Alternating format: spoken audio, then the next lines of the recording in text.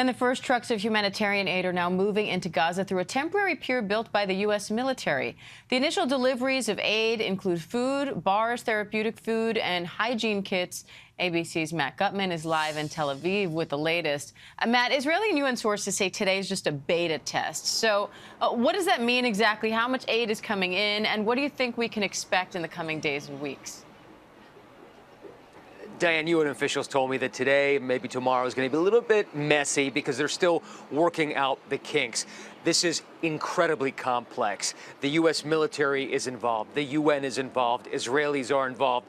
Subcontractors from a third country are involved. Palestinian truck drivers are involved. So there are all these different people to coordinate. And then there's the aid to get in there, passing through numerous different pathways before actually arriving to the people who so desperately need it in northern Gaza. So there's a lot to work out here, a lot of deconfliction to work on, and it's going to take some time.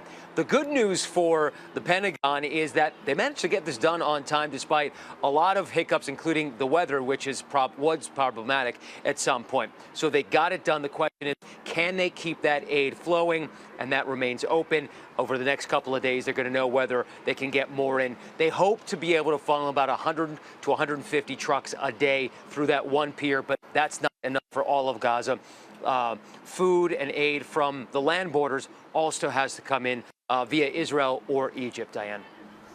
Now, Matt, you've witnessed some people trying to stop those aid trucks from going into Gaza. So what's the latest on that front?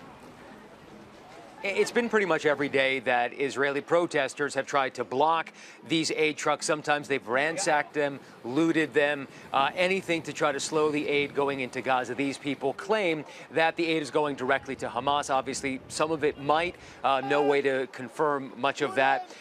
So that has been slowing the aid that is coming from Egypt and from the West Bank into Gaza. We should also note that Egypt, in protest of Israel taking over Rafah, has stopped the aid flowing from Egypt into Gaza completely, using it as political leverage against Israel to try to get Israel to back up and away from that Rafah border crossing. So right now, it's hundreds and hundreds of trucks backed up in Egypt because Egypt is not allowing aid into Gaza. It's worth mentioning this is not just Israel's fault at this point.